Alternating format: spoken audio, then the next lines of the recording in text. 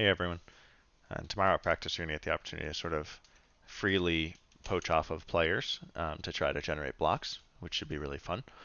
Um, what this video is supposed to do is just give you some inspiration and two different thoughts about how you can approach the problem, um, and just a couple examples.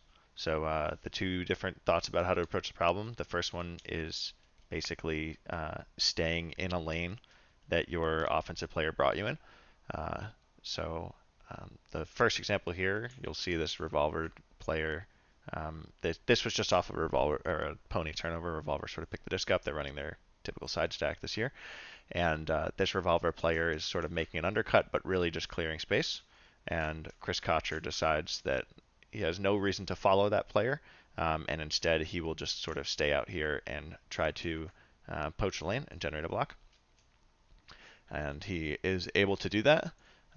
What Chris Kocher does here is he's staring at the offensive player, the thrower, and he doesn't actually break until the thrower is pivoting and ready to throw. This strategy is really good if you have sort of unpredictable speed, which Chris Kocher certainly has. But if you're slow like me, it's going to be difficult for you to generate blocks with something like that. The second clip is a similar example of sort of a player who is just running through space and decides to stay there and apply a lot of pressure and generate a block. So Revolver's moving the disc up here a little bit.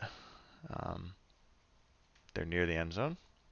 And the player that we want to focus on here is this player here. Their offensive player, their mark is just kind of clearing up field, and they decide that they don't want to follow them and just sort of linger in the lane and are able to apply enough pressure to generate a block. So that's really good. Note that they didn't actually touch the disc.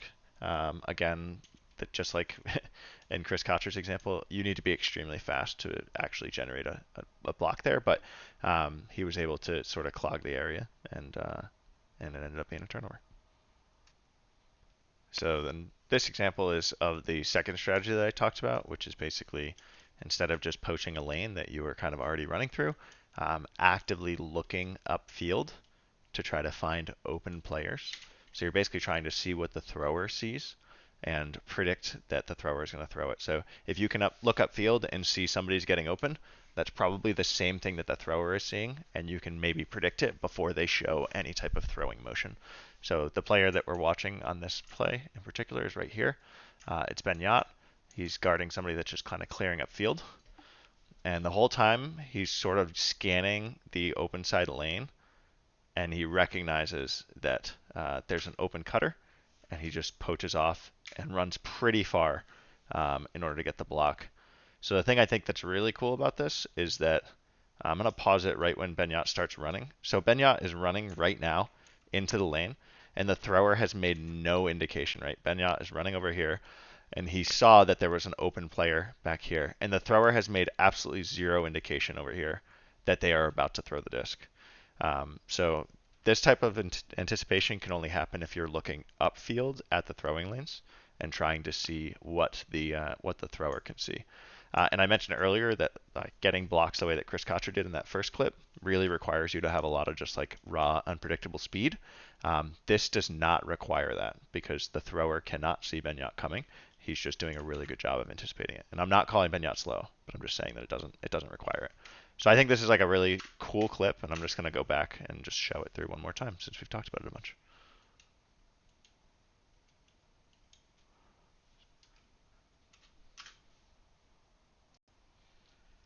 This clip is another example of sort of actively leaving your player and anticipating what the thrower is going to want to throw to, not based on them throwing it, but based on seeing upfield what the thrower is seeing. So Revolver is here near the end zone. This is when sort of seeing dangerous options and stopping them is most important. If they're in the end zone and they're about to score a goal, um, there's there's no risk that is too big for trying to block that goal, right? If it's 100% going to go up, we need to poach off and try to generate a block and at least make them make another throw. And I think this is a pretty good example of doing that. So what I'll do is I'll let the clip play through, watch the block generate, and then we'll talk about it. So that's the block right there. It's a pretty cool play. So the magic all kind of starts right here. The player that we're watching for this clip is here. I think it's John Woodach, and the disc is moved upfield, and he's guarding a pretty dangerous player right now, right? He is guarding somebody that can kind of score in a couple different directions, but he sees all this separation that has been generated, and he doesn't trust his mark, right? We've already talked about this. The mark, we can't really trust our marks fully, and he decides that he's going to leave a pretty dangerous player in order to stop what is going to be a certain goal at both revolvers level and our level with that much separation.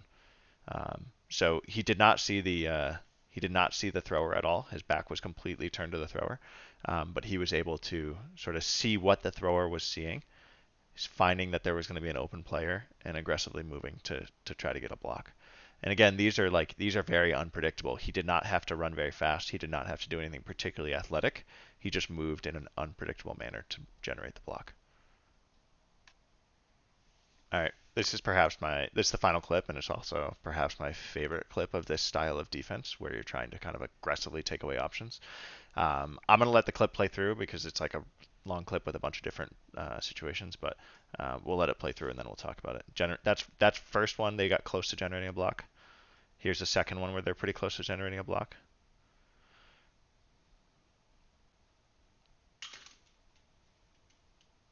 And then they finally do generate a block. And ironically, the block that they generated was actually on the player that it was the player that Ben Katz was guarding is who he actually ended up getting the block on. So to slow it down, this is situation number one of getting almost getting a block. This player here, he's sort of standing in the lane. It's not really like the second method that we talked about where he's seeing upfield, but he is alert and sort of ready to pounce. So perhaps if he had been looking upfield, he would have found that block. To contrast that, this is Ben Katz. He might be one of the best players at doing this. What you'll notice about him in this point is that he's constantly kind of like scanning up here. And what he does is he sees somebody and he starts busting it. He just barely doesn't get the block. But I'm going to put it in slow motion because I think it's really cool.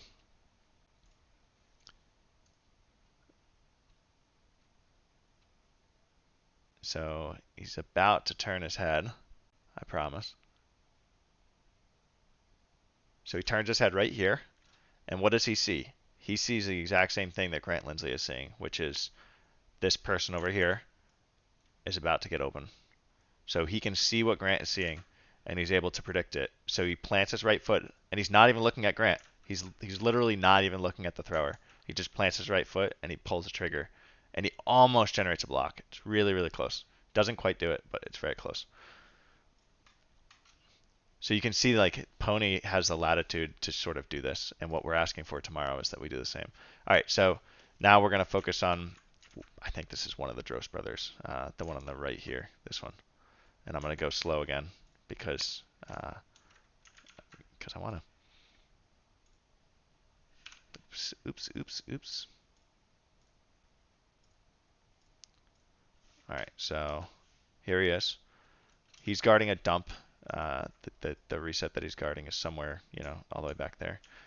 But he's upfield looking, and the first thing he does is he switches onto a different player.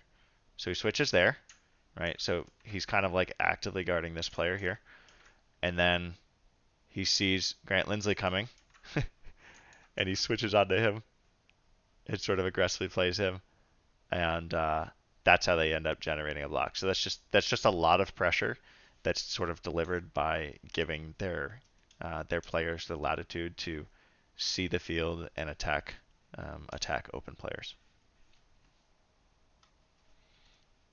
So at practice tomorrow, I think what the plan is we're not going to do like a unilateral, everyone does this all the time. But one of the goals, right, if we have a point and we say, hey, the defensive set of this point is everybody organically look for these types of opportunities, and expect that your teammates are going to be looking for those opportunities. And hopefully what we see in the footage is sort of a pattern of generating opportunities, and then we can talk a little bit more prescriptive about, scenarios where we think it'll be appropriate.